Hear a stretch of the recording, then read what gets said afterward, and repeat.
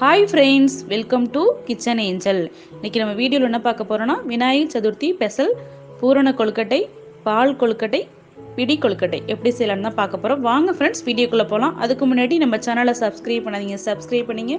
அப்படியே பக்கத்தில் இருக்க பெல் ஐக்கானையும் கிளிக் பண்ணி. இப்போ நம்ம கொழுக்கட்டை செய்கிறதுக்கு நம்ம மாவு ரெடி பண்ணிடலாம்.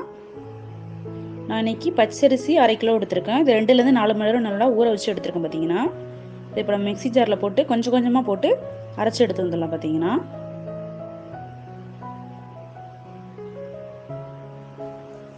இது மாதிரி நல்லா பட்டு போல் அரைச்சி எடுத்துக்கலாம். நம்ம அரைச்சி வச்ச அரிசி மாவை நல்லா சலிச்சுக்கலாம். பார்த்தீங்கன்னா இது மாதிரி ஒரு சல்லாடியில் போட்டு நல்லா நம்ம சலிச்சு எடுத்துக்கலாம். பார்த்தீங்கன்னா நான் இன்றைக்கி கொழுக்கட்டை மாவு வீட்டிலே தான் ரெடி பண்ண போகிறேன். பார்த்தீங்கன்னா இந்த மாவை நல்லா சலிச்சு எடுத்துக்கலாம். கொஞ்சம் கொஞ்சம் கட்டிலாம் இருக்கும். பார்த்தீங்கன்னா அதனால் நம்ம சலிச்சு எடுத்துக்கலாம்.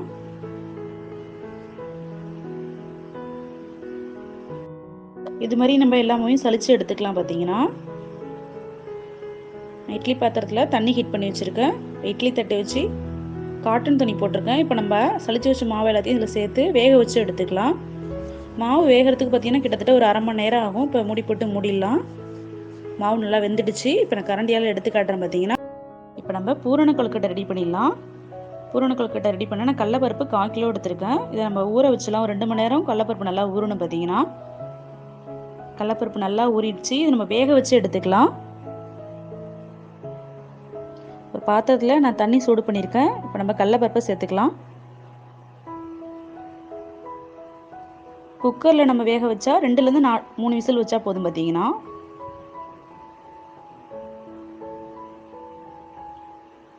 கடலப்பருப்பு எடுத்து பார்க்கலாம். நல்லா வெந்துடுச்சு. இது மாதிரி நல்லா மசிஞ்சாவே கடலப்பருப்பு வெந்துடுச்சுன்னு அர்த்தம். பார்த்தீங்கன்னா இப்போ நல்லா வேக வச்ச கடலப்பருப்பை நம்ம ஒரு பாத்திரத்தில் சேர்த்து இந்த மாதிரி மசிச்சுக்கலாம். பார்த்தீங்கன்னா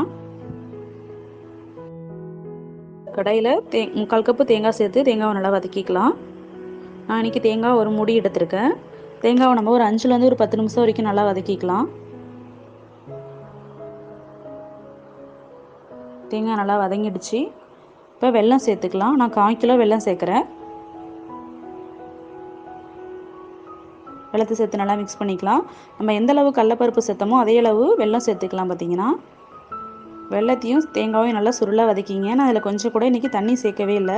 ஏன்னா தேங்காயோட ஈரப்பதமும் வெல்லம் நல்லா கரைஞ்சி வரும். பார்த்திங்கன்னா அதுவே நமக்கு போதும். பார்த்திங்கன்னா நல்லா கரைய ஆரம்பிச்சிடுச்சு வெல்லம். பார்த்திங்கன்னா நம்ம தண்ணி சேர்த்தனா ரொம்ப நேரம் மிக்ஸ் பண்ணிக்கிட்டே இருக்கணும். தண்ணி சேர்க்காம இருந்ததுன்னா பூரணம் சீக்கிரமாக ரெடி ஆகிடும். பார்த்திங்கன்னா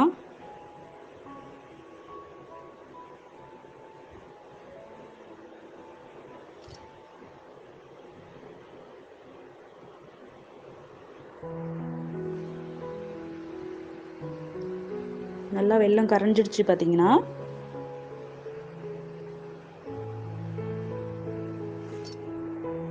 இப்போ நம்ம வேக வச்ச கடலப்பருப்பை சேர்த்துக்கலாம். பார்த்தீங்கன்னா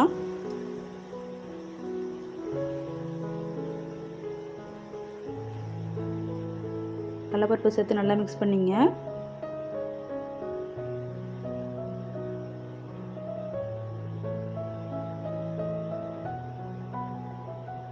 இப்போ தட்டின ஏலக்காவை சேர்த்துக்கலாம்.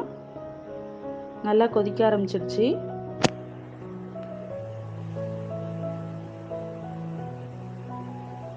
நம்ம தண்ணி சேர்க்காதனால சீக்கிரமாகவே பூரணம் ரெடி ஆகிடுச்சு. பார்த்தீங்கன்னா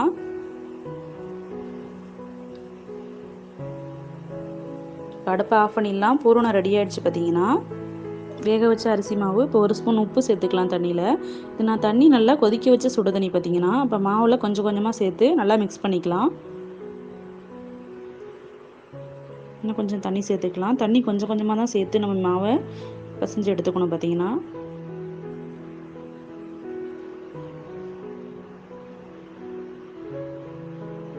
இந்த மாதிரி மாவு நல்லா நம்ம பிசைஞ்சு எடுத்துக்கலாம். கெட்டியான பசத்துக்கு மாவு நம்ம பிசைஞ்சு எடுத்துக்கலாம். பார்த்தீங்கன்னா நான் எல்லாமே ரெடி பண்ணி வச்சுருக்கேன். பூரணம், மாவு, இலை, கொஞ்சம் ஆயில் எடுத்து ரெடி பண்ணி வச்சுருக்கேன். இப்போ நம்ம கொழுக்கட்டை ரெடி பண்ணிடலாம். ஒரு சின்ன சைஸாக உருண்டை எடுத்து நம்ம இலை ஃபுல்லாக ஸ்ப்ரெட் பண்ணி எடுத்துக்கலாம். பார்த்தீங்கன்னா கொஞ்சமாக கையில் ஆயில் தடவி நம்ம பூசணி இலை ஃபுல்லாக ஸ்ப்ரெட் பண்ணி எடுத்துக்கலாம். நான் இன்றைக்கி கொழுக்கட்டை இலையில தான் செய்ய போகிறேன். நீங்கள் மோல்டு இருந்தால் மோல்டில் கூட செய்யலாம். பார்த்தீங்கன்னா இப்போ நம்ம பூரணத்தை 1 ஸ்பூன் எடுத்து வச்சுக்கலாம். 2 சைடும் நல்லா மூடிடலாம். பார்த்தீங்கன்னா நல்லா அழுத்தி மூடிடலாம். பூரணம் வெளியில் வராத அளவுக்கு அழுத்தி மூடிடலாம். இப்போ எல்லா கொழுக்கட்டையும் ரெடி பண்ணி வச்சுருக்கேன். நம்ம வேக வச்சு எடுத்துக்கலாம். இட்லி பாத்திரத்தில் தண்ணி ஹீட்டு பண்ணி வச்சுருக்கேன். தண்ணி ஹீட் ஆனால் நம்ம இட்லி தட்டை வச்சு ரெடி பண்ண கொழுக்கட்டை எல்லாத்தையும் வச்சு வேக வச்சு எடுத்துக்கலாம். பார்த்தீங்கன்னா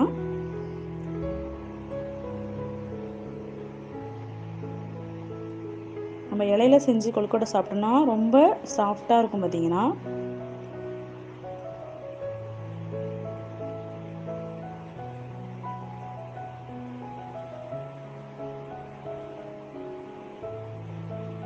இப்போ மூடி போட்டுடலாம்.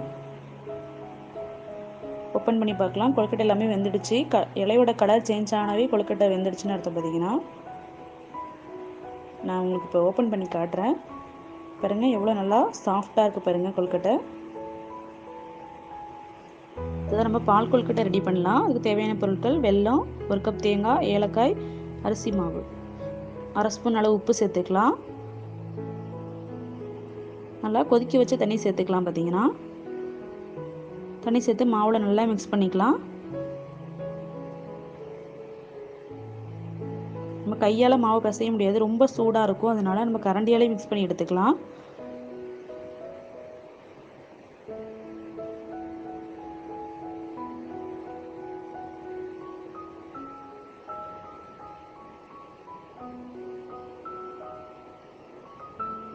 இன்னும் கொஞ்சம் தண்ணி சேர்த்து மாவு நல்லா மிக்ஸ் பண்ணி எடுத்துக்கலாம்.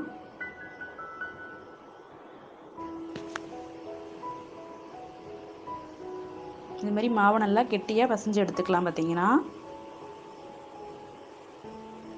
இப்போ ஒரு பாத்திரத்தில் வெல்லத்தை சேர்த்துக்கலாம். வெல்லம் நான் 200 கிராம் சேர்த்துருக்கேன். வெல்லத்தை நம்ம நல்லா கரைச்சி எடுத்துக்கலாம். பார்த்தீங்கன்னா வெல்லத்தில் கொஞ்சம் தூசிலாம் இருக்கும். அதனால் நம்ம வெல்லத்தை நல்லா கரைச்சி எடுத்துக்கலாம். வெல்லம் நல்லா கொதிக்க ஆரம்பிச்சுட்டு இப்போ ஒரு பாத்திரத்தில் வடிகட்டி எடுத்துக்கலாம்.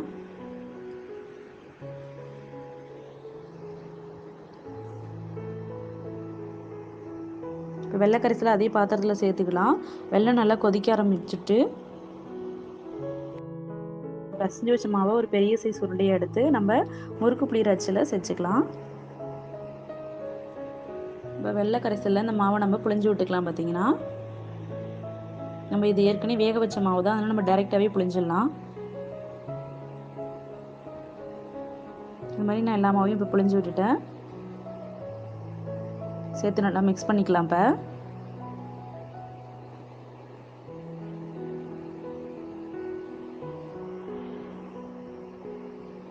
தட்டி வச்ச ஏலக்காய் சேர்த்துக்கலாம்.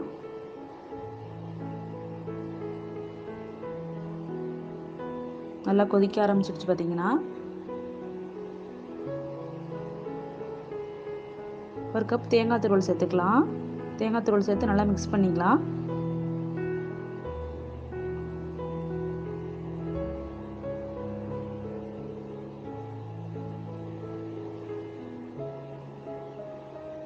இப்போ பால் கொழுக்கட்டை ரெடி ஆயிடுச்சு.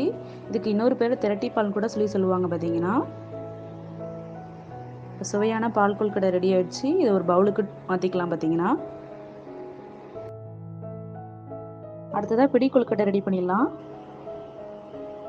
கொழுக்கட்டை மாவில் 1/2 ஸ்பூன் அளவு உப்பு சேர்த்துக்கலாம். தேங்காய் துருவல் கொஞ்சம் சேர்த்துக்கலாம்.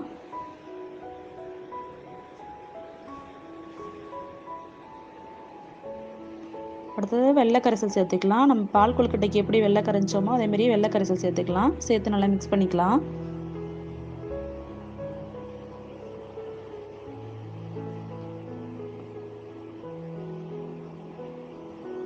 கொஞ்சம் வெல்லம் அதிகமாக இருந்ததுன்னா மாவு கூட இன்னும் அரிசி மாவு கொஞ்சம் நம்ம சேர்த்துக்கலாம். பார்த்தீங்கன்னா இப்போ நம்ம கொழுக்கட்டை பிடிச்சிக்கலாம்.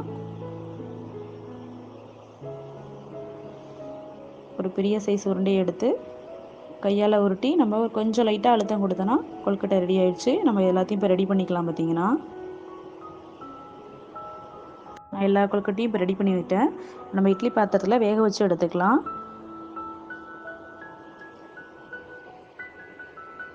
இப்போ எல்லா கொழுக்கட்டையும் இதில் நான் வச்சுட்டேன். இப்போ ஒரு மூடி போட்டு மூடிடலாம்.